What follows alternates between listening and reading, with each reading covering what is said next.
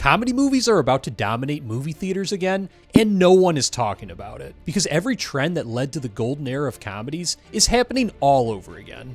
But not for the reasons you think. I've obsessed over comedy movies for 6 years, not just by watching and taking notes on them, but by studying the industry inside and out. Several of your favorite comedy stars will be making their return to the big screen in movies being released this year. And once I noticed this pattern, I realized that something much bigger was happening to comedies right now. This was really inevitable all along. Comedy movies come and go in cycles, and we're simply seeing history repeating itself. Judd Apatow, the producer of Superbad, Bridesmaids, and The 40-Year-Old Virgin, breaks this down perfectly. It's always one huge hit away from reversing itself. They used to not make pirate movies. A pirate bomb movie that Roman Polanski made with Walter Matthau, and then Pirates of the Caribbean happens, and then suddenly it's like the biggest thing. Just like how we mentioned pirate movies flooded theaters after one hit, this has actually happened 3 major times with comedy movies. And the data actually shows this is about to happen for a 4th time this year, which we'll get back to. Because when you see which comedy stars are coming back, it becomes impossible to ignore. There's no better example to start with than the comedy boom that came after the Hays Code era.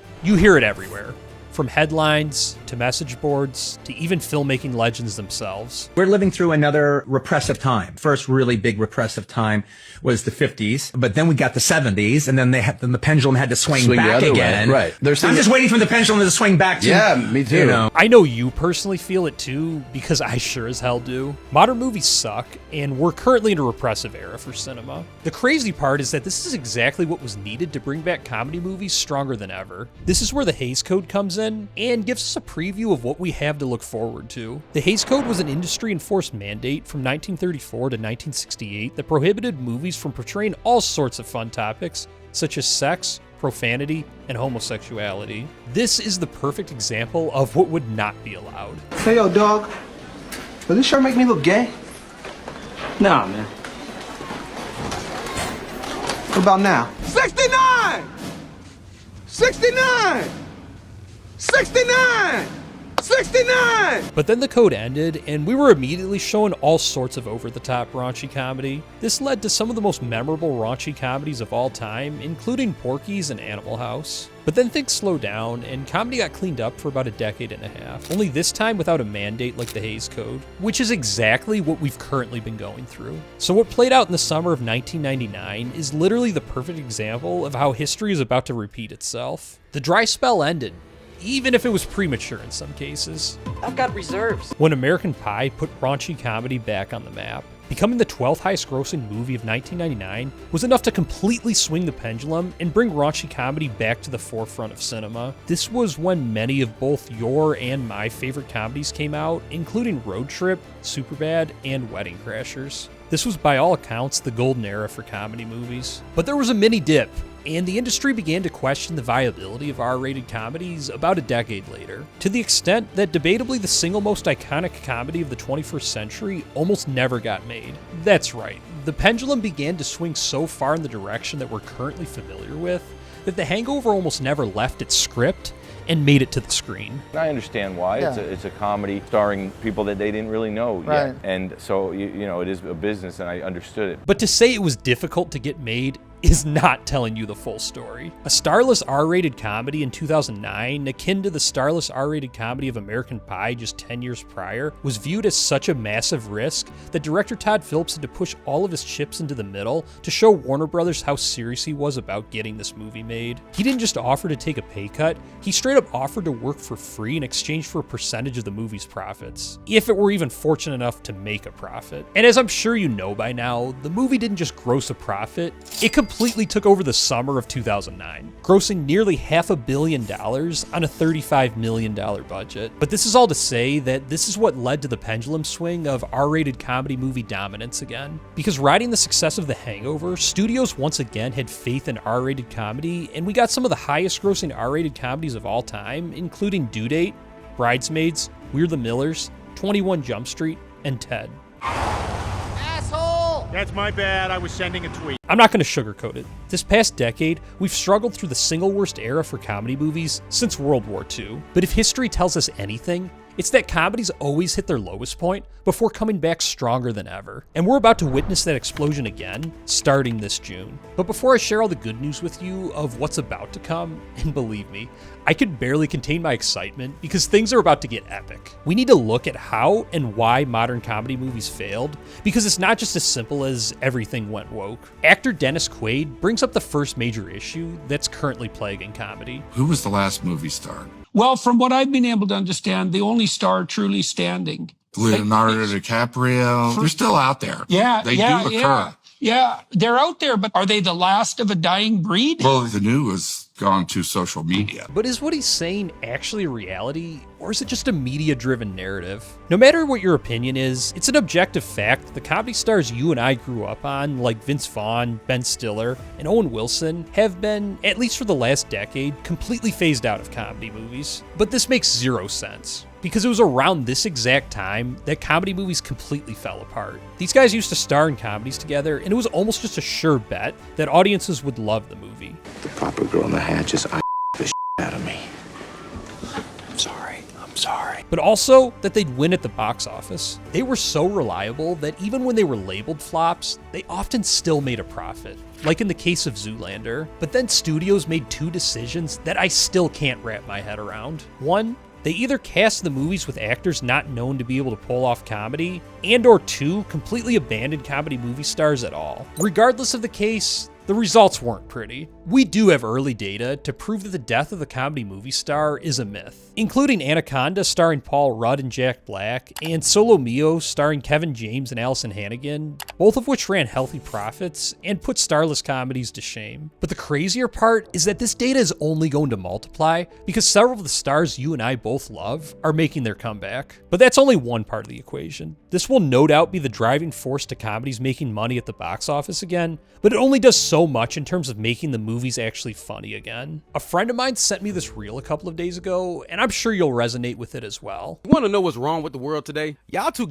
serious. Y'all worry too much about not offending people. The 2000s and the early 2010s used to have the best raunchy white boy comedies, and social media has forced us to give a damn about way too much stuff. The guy hit the nail on the head. Movies just aren't funny anymore. And when you lose the funny in comedy movies, they stop being part of our culture, and they're no longer the movies that we rewatch and quote for years. He's completely right. Political correctness took the funny out of comedy. And the most frustrating part is that nobody who actually enjoys comedy movies asked for this. We went from genuine, raw, unfiltered comedy like this. Yeah, he's just, I don't know, he's just a little... He's a f***ing read. Scream at him. Jesus f***ing Christ. Listen at him. He's a f***ing to this. It's about get out of the freaking car! Get out! Get out! I Come feel on! like we should just drive. Drive! Oh my god! But this all came at the hands of social media keyboard warriors, not the actual people buying tickets to these movies. But there's something deeper going on than just the political correctness epidemic. And thankfully, this too is starting to shift. Such a huge reason why 2000s comedies worked so well and were laugh out loud hilarious was because of the hidden talents and what went on behind the scenes. Wedding Crashers wasn't just funny because David Dobkin is a great director and Steve Faber and Bob Fisher know how to write comedy, but also because Scott Moore and John Lucas, the guys who wrote The Hangover, did an uncredited rewrite on the film, and many others. Scott Armstrong, writer of Road Trip and Old School, did the same thing for so many comedies, including Bad Santa. Hell, the clip you just watched from Bad Santa wasn't even directed by the credited director, but instead uncredited Todd Phillips, famous for Road Trip, Old School, and The Hangover. The point is, comedy movies from the golden era weren't just legendary because they weren't PC or because the director understood humor, but because there were so many of the brightest minds in comedy secretly writing and directing key scenes to bring them to their full potential. But when you compare this to the comedy from the last decade, not only did these secret collaborations disappear and the movies became watered down, but they were also often directed by people with zero experience in comedy, including debut directors and music video directors. And everyone has to start somewhere. But asking a first-time director to direct a comedy with 0 stars, requiring it to be politically correct, and giving them no help in the writing department is exactly where we got where we are today. But don't panic, because this is all about to turn around. Because the good news is that the demand for comedy movies across several mediums, including movies, never actually went away. And we have data to back this up. Dave Chappelle reigned supreme in the late 90s and 2000s through stand-up. But I know a pimp when I see one. They called him the Count. You've been late 4 times, I've been counting.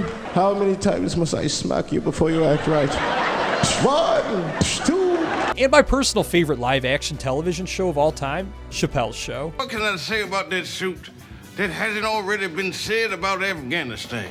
It looks bombed out and depleted. You have great New York boobs. Are we talking C cups? Yes, see. Well, I drink from those C cups any day. His style of humor is the epitome of 2000s comedy and the exact style of humor that your favorite comedy movies encapsulate. The same style of humor that's gone missing from comedies for the past decade and has had all of us asking, why isn't anything funny anymore? But thanks to Chappelle being a one-man show stubborn artist, we have proof that even in the most sensitive of times, this style of humor has still been viewed as the gold standard. If audiences were actually tired of bold comedy, none of what you're about to see would have ever happened. Because amidst the canceling of comedy movies, and well, apparently the canceling of Dave Chappelle himself, Dave proved the world is chomping at the bits for great comedy. Numbers don't lie. In this time period, he got signed to a $60 million Netflix deal. It was so popular that he signed a deal for 4 more specials, hosted the highest viewed SNL episode in 3 years, then carried the biggest episode of the season 2 years later, and even set a Guinness World Record along the way. And I was even fortunate to see him twice during this stretch. If you think he even remotely cleaned it up during this time frame, just watch this. A lot of the LGBTQ community doesn't know the baby's history. Google it. The baby shot and killed a in Walmart. Nothing bad happened to his career, but you better not hurt a gay person's feelings. If this wasn't enough to convince you of the deep craving that the world still has for genuine comedy, then let's look at 2024, which was by all accounts the peak of the you can't say that era, and one of the most grim years for comedy movies ever. The roast of Tom Brady could not have come at a better time. It too sparked a striking resemblance of 2000s comedy. Like, I genuinely felt like I was hanging out with characters from our favorite comedies when I was watching this. The only thing you can make fun of him is for being short, but listen, there's advantages to being short. Kevin is the only black guy you can still call 3/5 a person, which is fucking awesome. You hunky retard, look at you. Gronk, you look like your mom f***ed a monster. Energy drink. And it's great that it made me laugh, but it really doesn't matter if no one else watched it. Thankfully, we have data on this, and it's earth-shattering. The roast of Tom Brady set the Netflix record for largest weekly viewing total for one of its specials. We're not talking a niche audience. This is like as broad as you can possibly get. It's as if the world is saying, please, just make great comedy movies again. But that's just stand-up and a streaming special, which admittedly does tell a clear story. But we're not done yet, because what medium is even closer to a movie, but just 1/3 as long? Family Guy, the show that formed my sense of humor as a comedy writer-director, and South Park, the quintessential boundary-pushing show. But you can't just turn all your frustrations on a little kid who can't defend himself. I mean, what do you think this is, the shower room at Penn State? I joke around. This is my headshot. Have both no doubt had an impact on comedy movies, indirectly and directly. Not only do we know audiences love these movies because the South Park movie did so well at the box office, as did Seth MacFarlane's Ted movies, but again, you see the same style of comedy in these shows as in your favorite comedy movies. So what happened? South Park got renewed for 50 episodes, and Family Guy through its 27th season. Literally to the end of this decade. If Fox is so confident that it's going to give Family Guy the green light to the end of this decade, it no doubt shows that Fox knows the boundary-pushing comedy of the 2000s is well loved and not going anywhere anytime soon. It's abundantly clear. Despite this style of humor going missing from comedy movies, audiences will go to any medium of comedy just to get their fix. It's not even funny just how many billions of dollars studios have left on the table by neglecting comedies this decade. And we actually do have some data on movies as well. Deadpool and Wolverine was the first mainstream movie this decade to really test out boundary-pushing comedy again. And you, I was not expecting to see you here. Thought you were, retired. Retired. And it's not like the movie grossed over $1 billion and became the second highest grossing movie of the year or anything. Oh wait, it did. But this next one hits even closer to home because it's a sequel to one of the all-time great comedies of the 2000s. Scary Movie 6 just released its trailer, and across all platforms, it's already surpassed 100 million views. And as someone who tries to avoid trailers at all costs, I even couldn't hold back. And I don't think you can make a harder stand that you're saying goodbye to politically correct comedy than this joke. Stand her! Not her! My pronouns are they, them. I'm pretty sure you would have been thrown in jail for telling that joke in a movie 6 years ago. The movie was originally slated for a June 12th release, but was actually moved forward a week thanks to all of the excitement, per Marlon Wayans. Bad news is we're no longer going to be releasing on June 12th. June 5th is the new date for Scary Movie. But the crazier part is that Scary Movie 6 is just the tip of the iceberg, and that we're in for a whole reset of comedy in 2026, and I can't wait to share all of this with you in a moment. But it's clear as day. Real old-school comedy is in demand as much now as it was, if not even more than it was in the 2000s. It's dominated every other medium of comedy and will soon flood theaters again. But it begs two important questions. Why have comedies been so late to the party? And how do we know that these aren't just one-off examples? And I know this probably doesn't make much sense. I mean, we do have Scary Movie 6 and a full slate of comedies coming this year that I've teased, but we haven't seen any real movement with comedy movies until now. Vince Vaughn perfectly outlined one of the biggest reasons for why this is on Hot Ones. They would say something like, you have to have an IP, which is like a game we used to play, like a graph, became a vehicle for storytelling. For whatever reason, Hollywood is stubborn to the point of a fault and will never try anything new. They need proof that something works first before actually making a movie. And I guess it took a decade of Chappelle, The Brady Roast, South Park, Family Guy, and Deadpool to prove to them the obvious. Instead of believing the vocal minority on Reddit and social media, they get offended by everything. The studios have also believed a whole other host of lies surrounding the genre, including the idea that comedies don't travel well internationally, or that the theatrical audience no longer exists for comedy movies. I dispelled these more in depth in another video, but the cliff notes are that some of the biggest comedies of all time were carried by foreign audiences, and that when comedies actually are given a theatrical chance nowadays, they tend to do quite well. But another issue is that it just takes so damn long to actually make a movie. It's not like South Park, where episodes famously go from beginning to finished product in 6 days. Matt and I go to work early in the morning with the writers and we go, okay, what do we do this week? We come up with a couple funny scenes, we put them into animation right away. By Sunday, Monday, we're staying up all night and we just about kill ourselves week after week. Or in the case of stand-up, where you can literally write a joke and perform it the same day. As a writer-director myself, I could say that even in the micro-budget indie world, the fastest I've ever went from development to release was my first feature, Rosetta Stone, which I accomplished in 19 months. Pleasure List, which I'm currently working on, will be 2 years from initial outline to finished product. And by the way, if you were interested in getting a copy of Pleasure List months, or maybe even a year before its public release, you can do so, and you can also join our exclusive Discord community and get your name in the end credits when you back the project for any amount on our Indiegogo. I'll be including a link in the pinned comment, which will go in much more detail, but it takes even longer in the studio system, as the aforementioned Scary Movie 6 has been in development for over 2 years and won't be released until this summer. But once they hit, they stick. If we've learned anything about Hollywood this past decade, it's that if something works one time, they infinitely cycle through it. So Hollywood's own Achilles heel will be exactly why when comedy returns this summer, it won't have an exit anytime soon. And speaking of which, the moment we've all been waiting for is here. Comedy movies are coming back, and it's not just one or two, it's a full slate. I know you're ready for this again. Dude died in a hang gliding accident. What an idiot. Oh, I'm hang gliding, honey. Take a good picture. I'm dead. And this. Let you pick any name you want when you get down there. And you landed on McLovin. Yeah, I was between that and Muhammad. Why the f would it be between that or Muhammad? Fogel, have you ever actually met anyone named Muhammad? Have you actually ever met anyone named McLovin? Scary Movie 6 has much larger implications beyond what we've already discussed. For one, it's not just the return to comedy movies for Anna Faris, who had quite the impressive run in the 2000s, but also for the Wayans brothers, both as writers and actors. The same guys behind White Chicks and Don't Be a Menace to South Central While Drinking Your Juice in the Hood. And yes, it'd be big even if they were just coming back for one movie, but it's about to be massive. Because Marlon Wayans already expressed a commitment to sequels for both White Chicks and Don't Be a Menace if Scary Movie 6 does well. So the return of Scary Movie isn't just one movie, but 3.